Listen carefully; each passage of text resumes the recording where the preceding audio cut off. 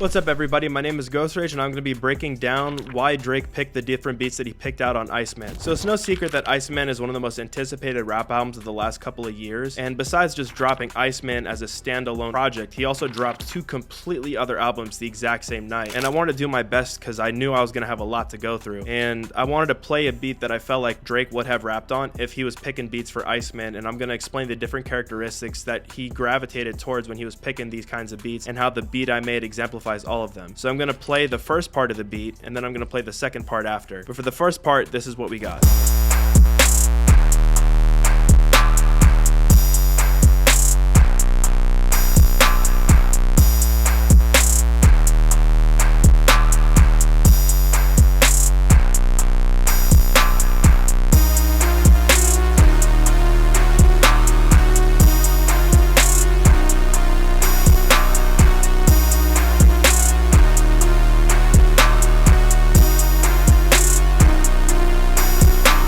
Now before I get into the beat breakdown, I'm gonna say I know that this beat is bare bones, and that's kind of the whole point. The main thing that I feel like sums up a lot of the production on Iceman is that he intentionally gravitated towards a lot of different influences, particularly influences from Atlantic trap music, modern rage music, and even his old sounds from the projects of like Take Care, and if you're reading this it's too late. Also, he borrowed from Memphis music a lot. He borrowed a lot from R&B and soul music as well. And that's really the appeal of this project, is that he took all of these different influences and combined them and then refined them to their most simple. We see this level of simplicity a lot in a lot of these songs. I mean, a great example of this in terms of like bare bones beats are beats like STFU Janice or Dust, where he's essentially taking all of these different sounds and just stripping them down to maybe one or two melodies, and sometimes no melodies at all, which is why I had the beat just start off with this bass preset that I made.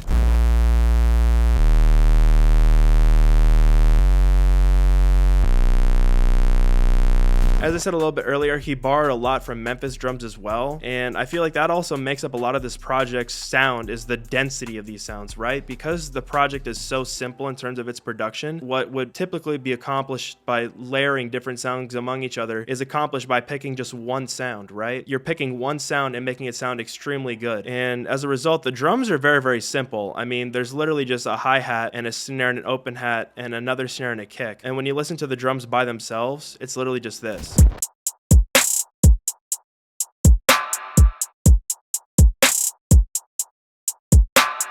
Now, since we're talking about sounds and adding a little bit of ear candy, we see a lot of his sounds revolve around not even melodic components, but textural components as well. If there's not an extra melody layered on top of everything else, he's normally having some sort of percussive sound in the background or something to kind of fill up the empty space. So I wanted to add this little percussion loop that I made.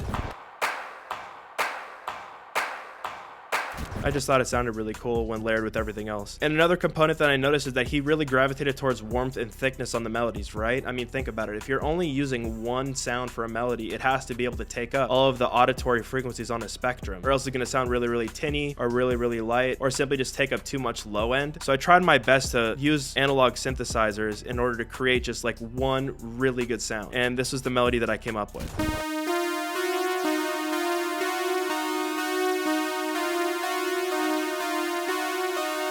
Now, speaking of analog stuff, I want to just give a little shout out to my own website, ghostrage.com. I'm actually doing a one-shot bundle where I'm selling all of the one-shots that I use that I'll also be using on the second part of this beat. And you can buy all of my one-shot bundles at 50% off if you use the discount code in the description, which I'll be putting below. So in order to run with the simple part, I'm just taking the same sound and just editing that one sound slightly different. So I have this other part where basically the pluck is just slightly filtered among everything else.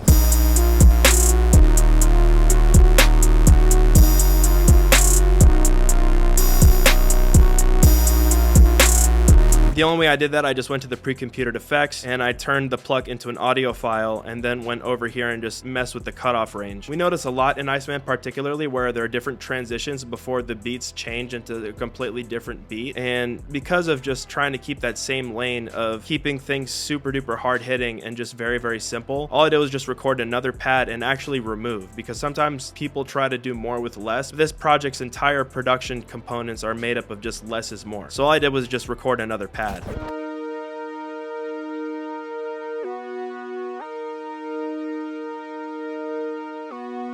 So in order to signify a massive beat shift, all I wanted to do was just create something that sounded a little bit more transition-y, right? In order to signify some sort of change instead of having the beat just be one 8-bar loop. So because the fact that this beat is so simple, the only way I can really do that is by just removing elements rather than adding new ones in. So I took out the hi-hats, I took out the snares, I took out the open hat, and I took out the secondary snare, and I just let the perk and the bass and the pad and the pluck and the kick play by themselves.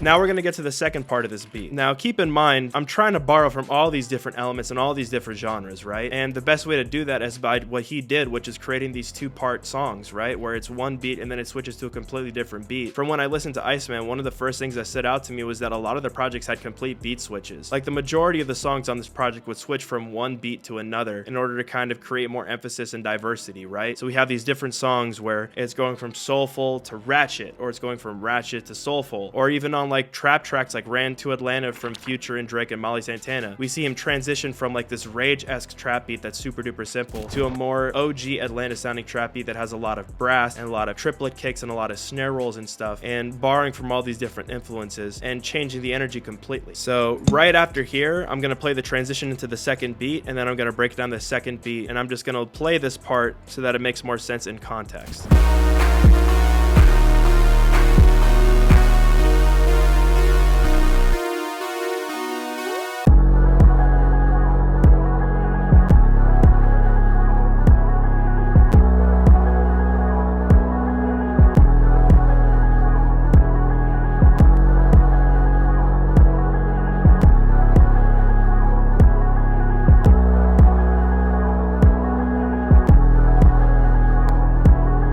Now by comparison, this beat is way more thick and way more dense than the previous one, but if you actually look at everything going on, it's very, very simple, and arguably just as simple as the first one. So obviously I changed the tempo mid-project, and the way that you do that in FL Studio is that you'll basically go over here and then click create automation clip for each tempo on the beat. So on the previous beat, it was 124, and then I clicked create automation clip, and then when I was making the second beat, I went over to here, and then I sped it up, and then clicked create automation clip as well. Now note, if you're using audio files like I did over here, you're going to want to click on all of these different files and then go to mode and then click stretch. That way when it changes tempo, everything stays the same audio file wise. So the first sound that I added when I made this beat was I added a pad. Now this pad again is in my one-shot kits that are on my website ghostrage.com. Buy all the bundles because everything that I'm using in here is in there, and again I'll be putting the discount link in the description. The first pad that I used was pad Michael Myers.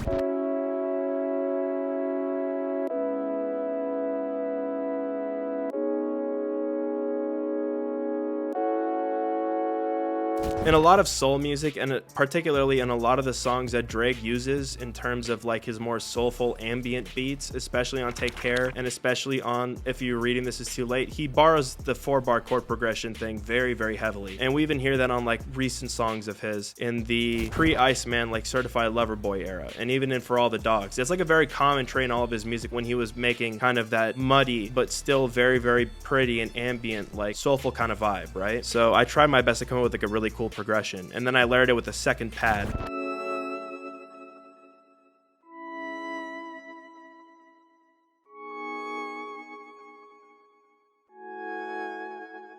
I hate talking about sound selection when it comes to explaining why artists gravitate towards certain beats, but it is a very common thing that's hard to ignore in Drake's music, because he typically does in these soulful beats, and especially on all of these different beats in Iceman, when it comes to the 2-part beats, he likes to gravitate towards a lot of vocal samples. So I layered 3 different ones on top of each other.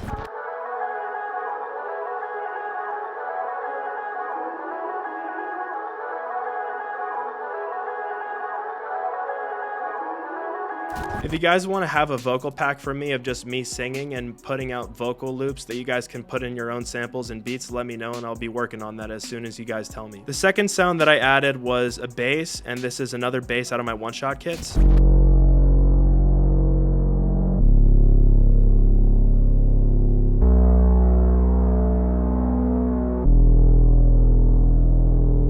I know it's really easy to default to the Spins 808 when you're making crazy beats, but if we're gonna be honest, when listening across Iceman, the Spins 808 actually surprisingly wasn't used that often. It was used on a lot of the trap heavy cuts, but there were plenty of songs that just literally used sine wave basses with distortion or just synth basses completely. The next sound that I added was just a weird little percussion sound to layer with the kick.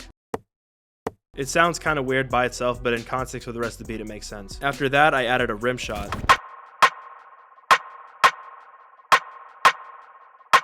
There you have it, folks. That's what I would consider to be like a beat that Drake would have gotten on if he was looking for beats for Iceman, because we see that all over the project. And as a listener, it's really cool to see that someone was able to put together all these different influences and pull from so many different worlds, including their own back catalog and recent releases and recent trends, and just remove the extraneous and just focus only on what's necessary for a track. I think it's really cool to see a project like this, especially in the modern era where we see a lot of people just layering sounds on top of sounds on top of sounds on top of sounds. A lot of these beats almost feel like people were looking for stuff to take away rather than more stuff to add on top of, and that like people would perfect a couple of sounds and then make an entire beat around it that works. And all in all, when you play the beat from front to back, you get something like this.